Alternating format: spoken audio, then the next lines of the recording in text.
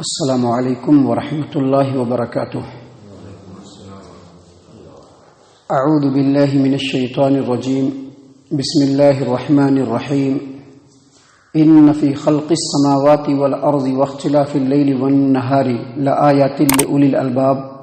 الذین یذکرون اللہ قیاما وقعودا وعلی جنوبہم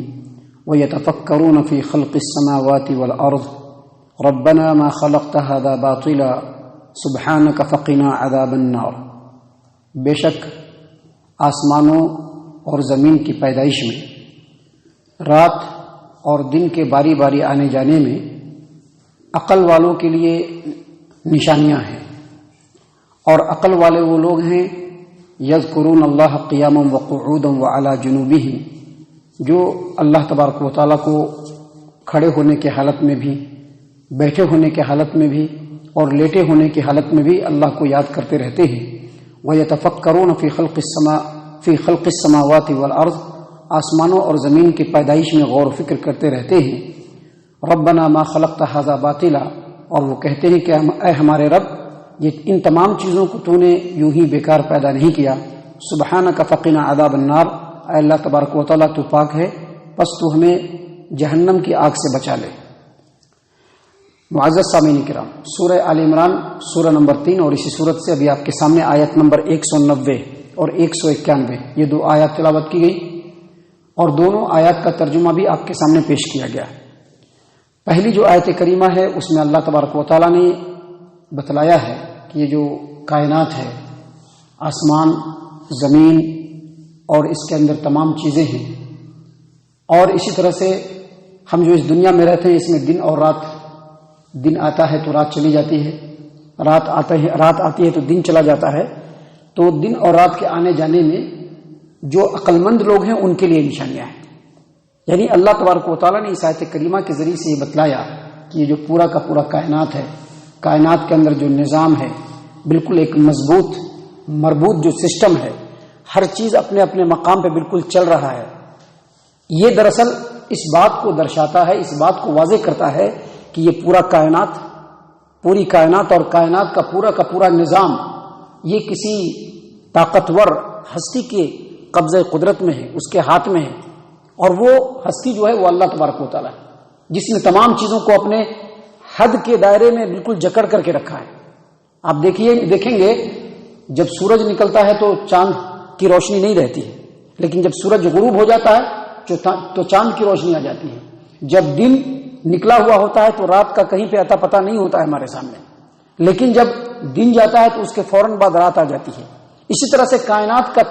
تمام نظام بالکل مربوط انداز میں، بالکل تال میل کے ساتھ، بغیر ایک لمحے کی تاخیر کے چلتا رہتا ہے، اور یہ اس بات کی واضح ترین دلیل ہے کہ پورے کائنات کے سسٹم کو اللہ تبارک و تعالیٰ نے اپنے حد میں جکڑ کے رکھا ہے۔ اگر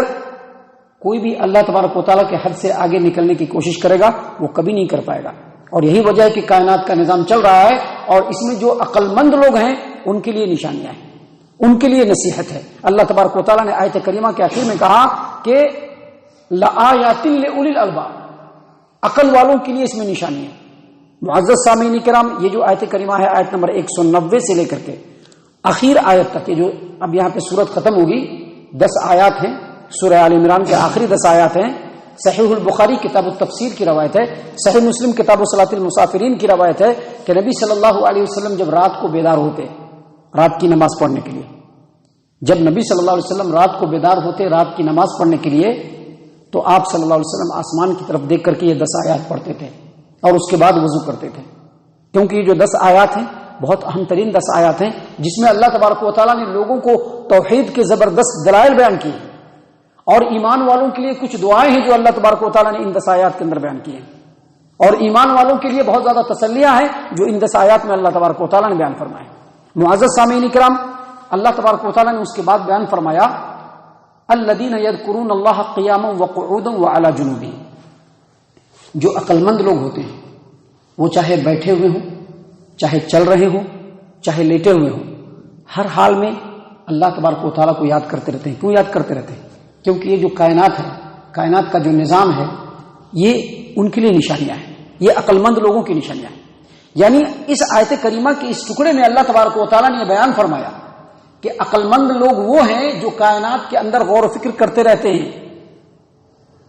آسمان کو دیکھتے ہیں، زمین کو دیکھتے ہیں، اس میں اللہ تبارک و تعالیٰ کی قدرت کی کاریگری کو دیکھتے ہیں، رات اور دن کے آنے جانے کو دیکھتے ہیں، سورج چاند ستارے اور سیاروں کے چلنے کو دیکھتے ہیں۔ ان تمام میں جب غور و فکر کرتے ہیں تو ان کو پتہ چل جاتا ہے کہ ان تمام چیزوں کا مالک اللہ تبارک و تعالیٰ ہے، اور اس غور و فکر کے بعد ان کا رواں رواں اللہ تبارک و تعالیٰ کی توحید سے سرشار ہو جاتا ہے، اور اس کے بعد پھر وہ خاموش نہیں بیٹھتے ہیں، بیکار اپنی زندگی کو ضائع نہیں کرتے ہیں۔ اور جیسا کہ آج کل کے ڈیٹ میں انسان صرف یہ سمجھ رکھا ہے کہ دنیا میں آئے ہیں تو بس کمانا ہے، کھانا ہے، سونا ہے، اور اس کے بعد زندگی کو گزار کر کے چلے جانا ہے، عقل مند لوگ ویسا نہیں کرتے ہیں، بلکہ وہ زندگی کے جس حالت میں ہوتے ہیں، جن حالات میں ہوتے ہیں، چل رہے ہوں تو بھی، کام کر رہے ہوں تو بھی، کھا پی رہے ہوں تو بھی، لوگوں سے گفتگو ہو رہی ہے تو بھی، بیٹھے ہوئے ہیں تو بھی، سوئے ہوئے ہیں تو بھی، ہر حال میں وہ اللہ تبارک و تعالیٰ کو یاد کرتے رہتے ہیں۔ اللہ کے ذکر سے ان کے جسم کا رواں رواں سرشار ہوتا رہتا ہے، ان کی زبانیں ہمیشہ اللہ کے ذکر سے تر رہتی ہیں۔ اللہ تبارک و تعالیٰ نے اسی بات کو یہاں پر بیان فرمایا۔ معزز سامعین کرام، اس کے جسٹ اگینسٹ میں جو لوگ کائنات کے اوپر غور و فکر نہیں کرتے ہیں، یا غور و فکر کرنے کے بعد اس نتیجے پر پہنچتے ہیں کہ یہ جو پوری کی پوری کائنات ہے، یہ جو دنیا ہے، یہ اتفاق سے پیدا ہوگا، جیسا کہ بہت سارے دہریہ قسم کے فلاسفر، سائنسدان، ان کا کہنا ہے کہ یہ جو پوری دنیا ہے اس کا کوئی مالک نہیں ہے، اتفاق سے پیدا ہو گیا ہے۔ حالانکہ اتفاق سے صرف ایک مرتبہ خیر و بھلائی ہوتی ہے، ہمیشہ خیر و بھلائی نہیں ہوتی ہے۔ اتفاق سے صرف ایک ہی مرتبہ خیر و بھلائی ہوگی، ہمیشہ خیر و بھلائی نہیں ہو سکتی ہے۔ لیکن آپ دیکھیں گے کہ اللہ تبارک و تعالیٰ نے جو نظام بنایا ہے، اس نظام میں ہمیشہ خیر و بھلائی ہے۔ ہر دن ویسے ہی سورج نکل کر کے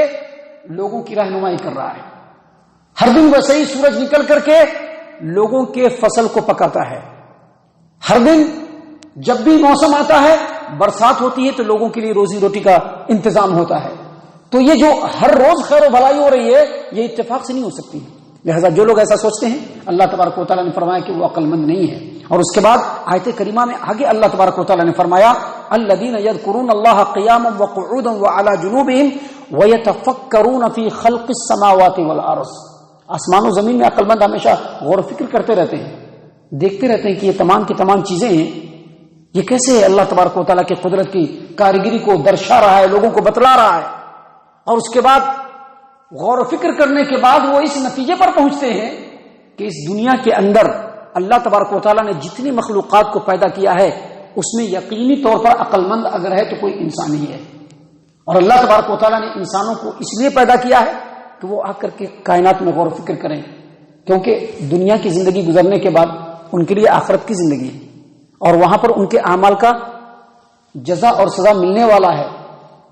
آپ دیکھیں گے دنیا کے اندر بہت سارے ایسے انسان ہیں جو پوری زندگی ظلم کرتے رہتے ہیں، لوگوں کو ہمیشہ پریشان کرتے رہتے ہیں، لیکن دنیا میں ان کو کچھ بھی نہیں ہوتا ہے۔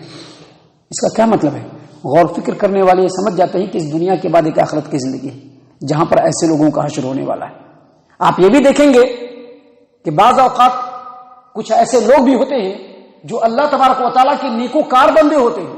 ہمیشہ اللہ تبارک و تعالیٰ کی اطاعت و فرما برداری میں لگے رہتے ہیں، لیکن اس کے باوجود ان کی زندگی میں دکھ ہوتے ہیں، مصیبتیں ہوتی ہیں، تکلیفیں ہوتی ہیں، پریشانیاں ہوتی ہیں، وہ نیکی کے ڈگر پر چلتے رہتا ہے لیکن اس کو سکھ اور سکون نہیں ملتا ہے۔ ایسے لوگوں کے لیے بھی اللہ تبارک و تعالیٰ نے آخرت کو رکھا ہے،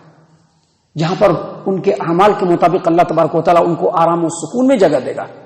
اللہ تبارک و تعالیٰ نے اسی بات کو یہاں پر بیان فرمایا اللہ تبارک و تعالیٰ نے کہ عقل مند لوگ ہمیشہ انہی چیزوں پر غور و فکر کرتے رہتے ہیں کہ یہ دنیا ہے، دنیا کی زندگی ہے، یہ دارالامتحان ہے، یہاں پر ہمیشہ نہیں رہ سکتے، یہ ٹیمپورری زندگی ہے، یہ عارضی زندگی ہے، اس کے بعد آخرت کی زندگی آئے گی جس میں تمام انسانوں کو ان کے اعمال کے مطابق بدلہ دیا جائے گا۔ اور اس کے بعد اللہ تبارک و تعالیٰ نے فرمایا کہ وَيَتَفَكَّرُونَ فِي خَلْقِ السَّمَاوَاتِ وَالْأَرْضِ رَبَّنَا مَا خَلَقْتَ هَذَا بَاطِلًا، یعنی کائنات میں غور و فکر کرنے کے بعد،